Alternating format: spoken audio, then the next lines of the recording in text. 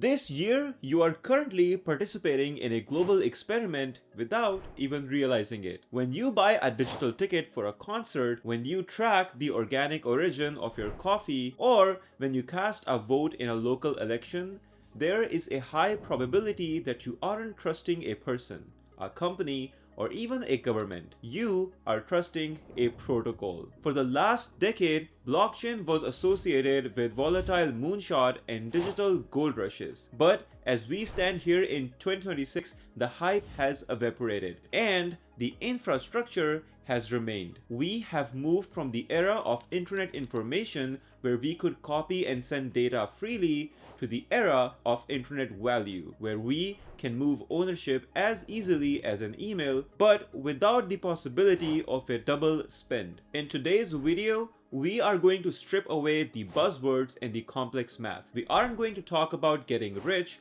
We are going to talk about the social physics of trust. How does a network of strangers who don't know each other and don't even like each other agree on a single version of the truth? Hi everyone, welcome back to the South Era Network. This is Tech Talks with Hassan. In today's video, we are primarily focusing on the anatomy of blockchain, the trust machine that is quietly replacing the middleman. To understand the blockchain, we first have to understand the problem of the ledger. Since the dawn of civilization, humans have used books to keep track of who owes what. The problem is, whoever holds the book holds the power. Blockchain is what happens when we give the book to everyone at once. This is the distributed ledger.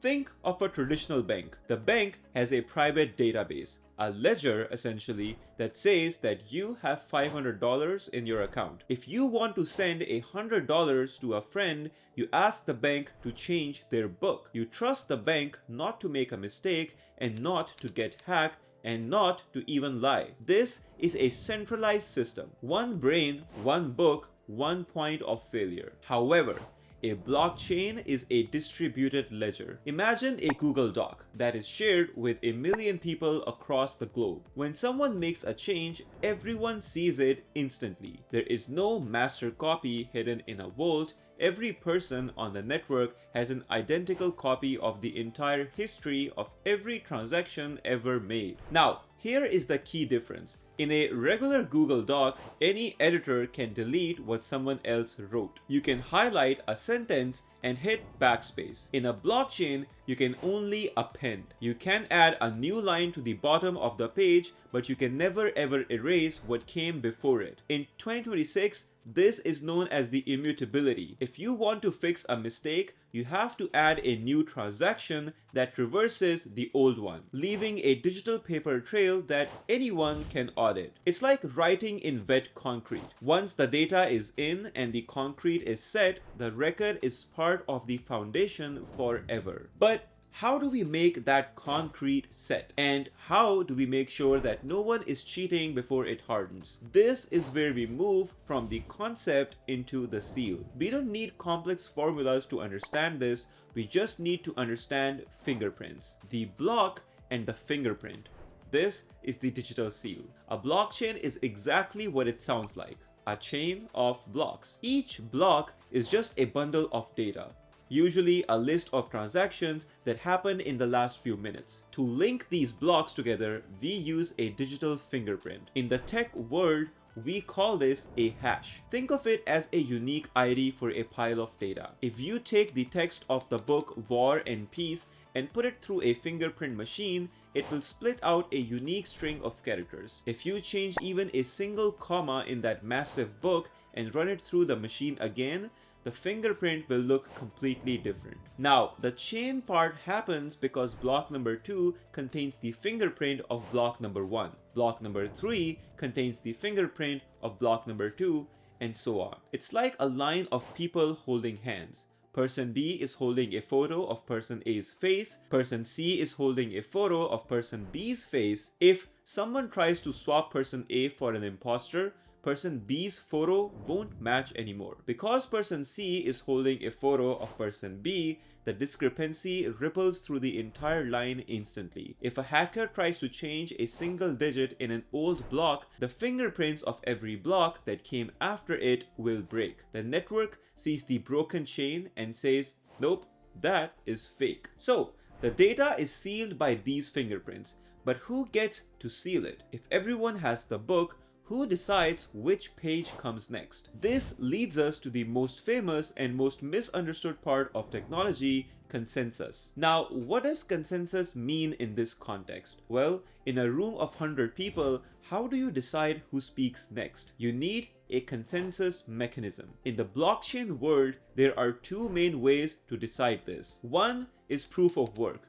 This is mainly used by Bitcoin. It's like a global competition to solve a massive, incredibly difficult Sudoku puzzle. Thousands of computers race to find the answer. The first computer to solve it gets the right to publish the next block and earns a reward in coins. Now, why would you do this? Because solving the puzzle requires electricity and effort. A hacker would need to own more computing power than the rest of the world combined to outsolve the honest people. It turns trust into a cost-benefit analysis. Second is proof of stake, used by Ethereum and Solana. Instead of racing to solve puzzles, people lock up their own coins as a security deposit. The network chooses validators to write the next page based on how much they have at stake. This is 99% more energy efficient than the Sudoku method that Bitcoin uses. If you try to validate a fake transaction,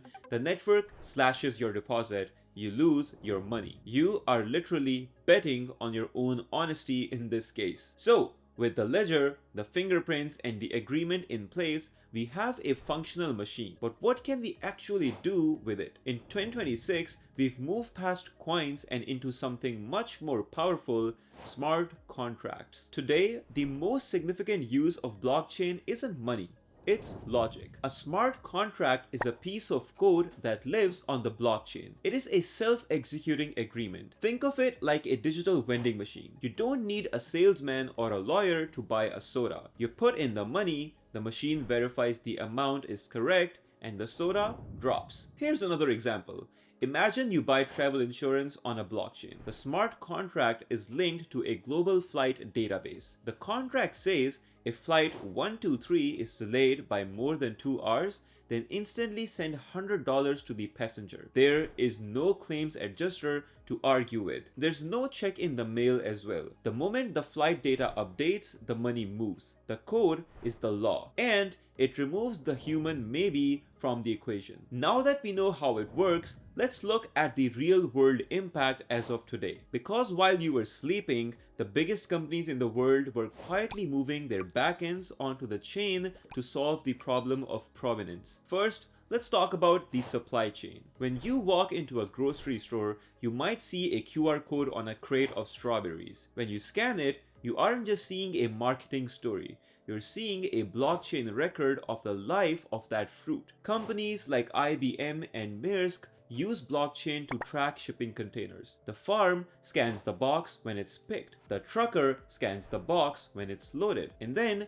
the port scans the box when it enters the shipping lane. Because the data can be changed, no one can lie about the harvest date or fudge the temperature logs. If there is a food safety recall, the supermarket can trace the specific batch back to specific square meter of a specific farm in seconds. In the old world, that took 2 weeks of phone calls and paper records. Today, it's instant. But it's not just about objects, it's about people as well. In a world of deepfakes and AI, how do you prove you are who you say you are? This is the rise of the digital passport. In the old world, your identity is owned by someone else.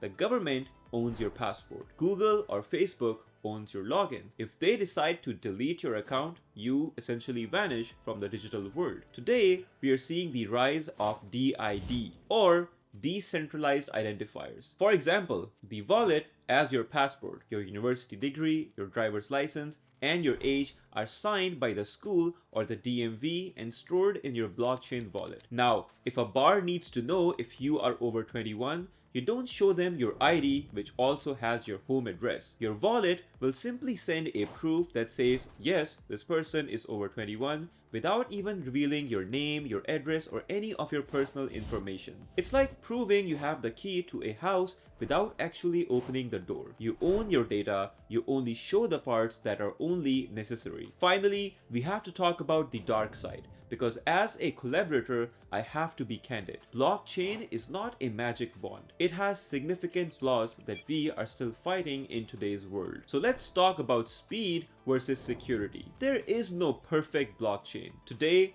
engineers still struggle with a three-way choice. You can have high security, you can have lots of users, decentralization, or you can have high speed. It's almost impossible to get all three at once. First, there's the speed problem. Because every computer on the network has to agree on the next block, things can get super slow. Bitcoin can only handle about 7 transactions per second. Compare that to Visa, which can do 65,000. The solution to that is we use layer 2 solutions. Think of these like side streets, where we do the small, fast transactions, like buying a coffee. At the end of the day, all the small coffee purchases are bundled together and written onto the main highway, the layer 1, which is blockchain. It's how we get the speed of a credit card with the security of a global network. Beyond the technical limits, there is also the human limit. In a decentralized world, there is no forgot password button. This is the biggest barrier to the world fully moving into the blockchain. As we move through 2026, the word blockchain is actually starting to disappear from the marketing. In 1990s, people talked about broadband and HTML. Today, we just call it the internet. And so for blockchain in 2026, we simply call it the digital ownership. When you own a rare skin in a video game and can sell it for real money to someone else, that's blockchain. When your bank sends money to Europe instantly on a Saturday via a digital dollar, that is also blockchain. We are rebuilding the plumbing of the world. The users don't need to know how the pipes work, they just need to know that when they turn the tap, the trust will come out of it. Blockchain is the first time in human history that we have created a system of truth that doesn't require a human leader. It is the democratization of the ledger. In 20th century, power came from centralization. Big banks, big governments, big tech. In today's modern world, power is beginning to decentralize. It's moving back to the individuals who hold their own keys and verify their own data. It isn't just a way to trade coins, it is a way to ensure that in a world full of AI-generated lies and corporate overreach, the truth is something that is guaranteed by the network itself. The trust machine is fully running, and it doesn't care if you believe in it or not, it just keeps adding to the next block. And that's it for today's video. Let me know in the comments down below, would you trust a computer program to manage your life savings, or do you still feel safer knowing that there's a human at the bank that you can simply walk and talk to? If you like this video, make sure to press the subscribe button and also press that bell icon so you get notified of our upcoming content. As always, thank you so much for tuning in, and I will see you in the next one.